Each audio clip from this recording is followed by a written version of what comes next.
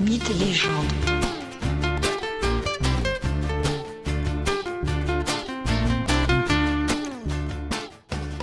Bonjour à tous et bienvenue dans ce nouvel épisode de Mythes et légendes consacré à Al Capone, ce célèbre parrain du Chicago des années 1925-1932. Dans le premier épisode, je vous ai brossé à grands traits la vie d'Al Capone. Dans ce second épisode, je vais vous expliquer en quoi est-ce qu'il participe de la mythologie sur laquelle les États-Unis modernes se sont construits. Quels sont en effet les éléments mythiques ou légendaires de Capone ? Et surtout, en quoi est-ce que Capone incarne un mythe pour les États-Unis des années 1920-1930 ? Tout d'abord, Al Capone incarne la réussite sociale rapide et époustouflante. Capone joue d'ailleurs très bien de cela. Il parade avec des costumes à $5 000, ce qui est une somme absolument considérable pour l'époque. Il a une voiture, sa célèbre Cadillac blindée, et peinte aux couleurs de celle de la police de Chicago, en vert et noir. Pour information, et parce que l'anecdote est succulente, sachez que la Cadillac blindée de Al Capone a servi en 1941 à protéger le président des États-Unis, Franklin Roosevelt, alors qu'il devait se rendre au Congrès pour un discours fondamental engageant le pays contre le Japon qui venait d'attaquer Pearl Harbor.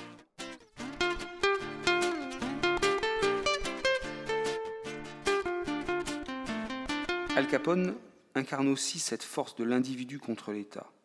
Oui, Capone transgresse les lois fédérales. Oui, Capone fournit à la population à la fois prostitution et alcool. Autant d'éléments interdits par Washington.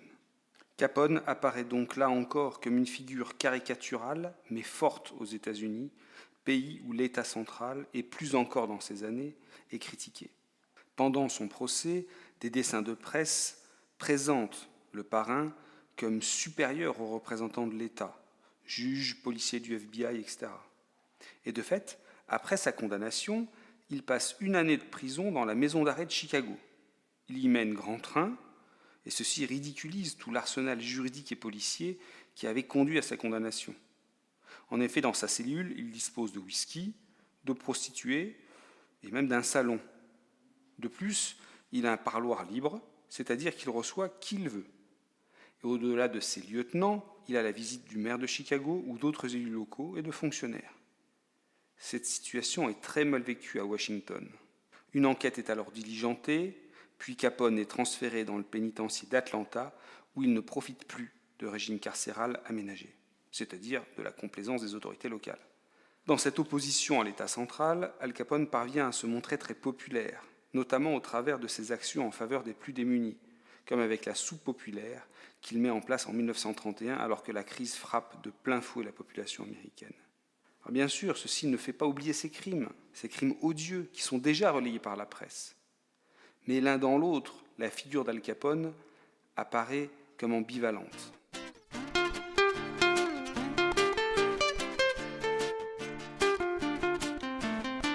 Autre élément majeur de la mythologie d'Al Capone, c'est son opposition à Eliot Ness. Ce dernier est un des principaux policiers du FBI chargé de traquer Capone.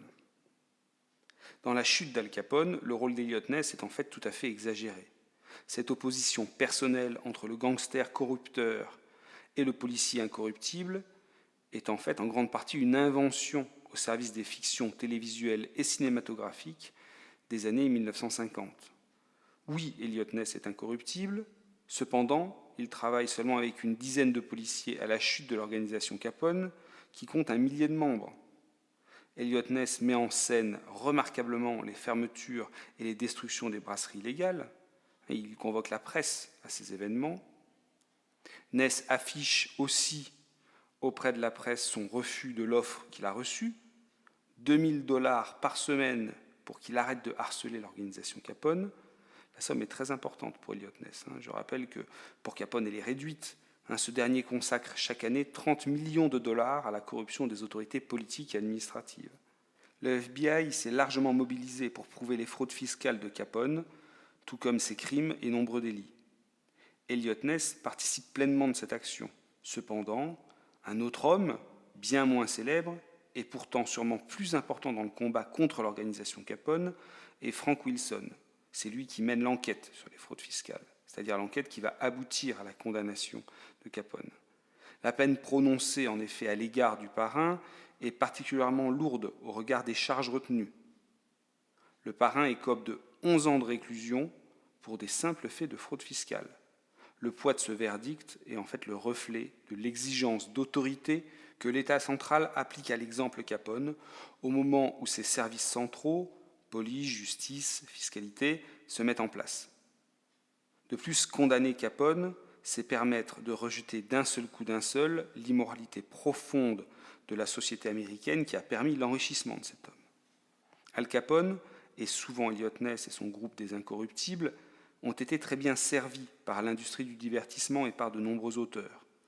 Livres, films, séries télévisées, articles sont autant de marques de la place de Capone dans la culture populaire américaine d'abord, puis occidentale en général.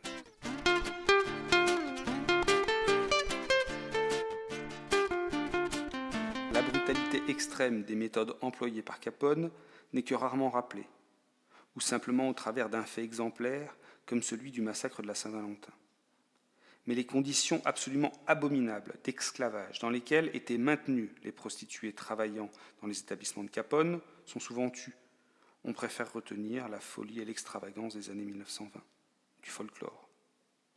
Al Capone naît à la toute fin du XIXe siècle dans un pays encore très imbibé de la culture de la conquête de l'Ouest, avec son lot de bandits, de contrebandiers, de réussites individuelles ultra rapides.